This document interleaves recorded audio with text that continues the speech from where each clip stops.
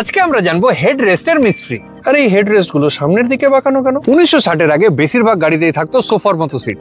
অ্যাম্বাসেডারে তো ডেফিনেটলি দেখেছেন, কিন্তু 1960-এর পর থেকে রোড অ্যাক্সিডেন্ট চরম পরিমাণে বেড়ে যাওয়ায় এই নেক রেস্ট বা হেড রেস্ট ম্যান্ডেটরি করে দেওয়া হয়। বেশিরভাগ রোড অ্যাক্সিডেন্টে মেজরলি ইম্প্যাক্ট হয় আপনার নেক ও spine. Simple physics, according to motion law, যখন গাড়িতে একটা স্ট্রং ইম্প্যাক্ট হয় পেছন থেকে, তখন আমাদের বডিটা ঝুঁকে যায় সামনের দিকে, কিন্তু মাথাটা ঝুঁকে যায় পেছনের দিকে, আর এটা আমাদের দিতে পারে হুইপ্ল্যাশ ইনজুরি। আর এটাই রিজন যে হেড রেস্ট গুলো সামনের দিকে বাঁকানো থাকে। এই ধরনের অটো রিলেটেড খুঁটিনাটি ভিডিও দেখতে চাইলে আমাদের চ্যানেলটাকে সাবস্ক্রাইব ও ফলো করে দিন।